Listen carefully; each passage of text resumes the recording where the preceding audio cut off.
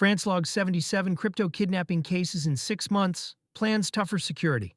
France recorded 77 cases of crypto-related kidnapping, unlawful detention, extortion, or attempted extortion in the first half of 2026, according to Interior Minister Laurent Nunez.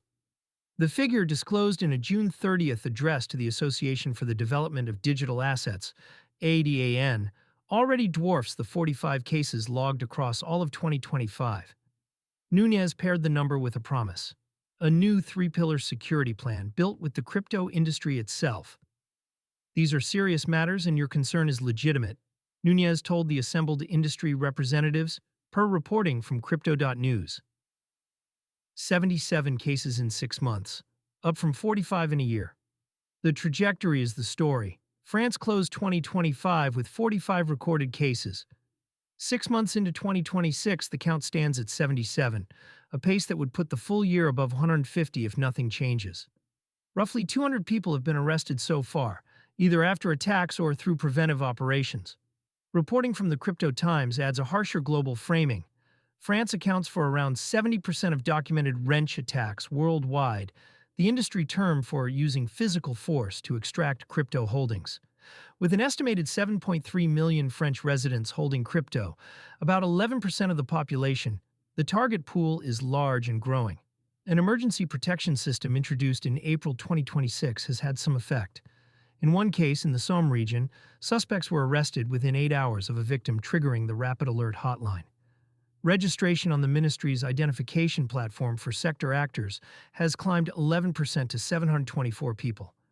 A three-pillar plan built with industry. Nunez said the 2025 measures, drawn up after a wave of high-profile abductions, need to become more ambitious.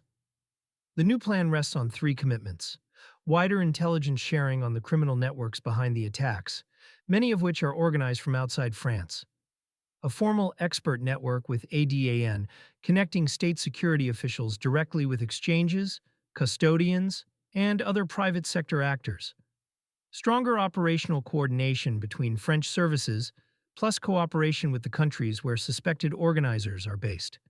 The third pillar reflects a lesson from 2025. Attacks dropped sharply after Moroccan authorities arrested Badis Mohamed Amide Badjou in Tangier in June of that year. Badjou is accused of orchestrating several of the French abduction plots from abroad, including the kidnapping of Ledger co-founder David Balland. From the Balland kidnapping to the Tangier arrest, the Balland case in January 2025 turned crypto kidnapping from an underworld curiosity into a French national security topic. Attackers held the Ledger co-founder and demanded a crypto ransom before police freed him. In June 2025, prosecutors charged 25 suspects aged 16 to 23 with targeting crypto figures and their families. One French influencer was released only after his captors discovered his wallet was empty. The pattern that emerged from those cases still defines the threat. Young recruits carrying out the physical attacks, directed by organizers operating from outside French jurisdiction. That is precisely the gap the new plan's foreign cooperation pillar is meant to close. The self-custody trade-off gets physical. For holders, the French numbers put a hard edge on a familiar trade-off. Self-custody options remove counterparty risk. No exchange freeze, no insolvency exposure. But they concentrate everything behind keys a person physically controls, and wrench attacks exist because coercing a human is cheaper than breaking cryptography. The practical takeaways are unglamorous. Public flexing of holdings on X or elsewhere is what puts people on target lists.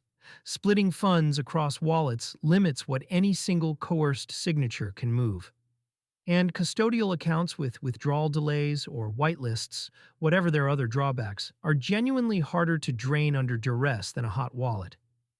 None of this is unique to crypto users in France, but France is where the enforcement experiment is now running at full scale. If the ADAN partnership and cross-border pillar work, the second half of 2026 should show it in the case count.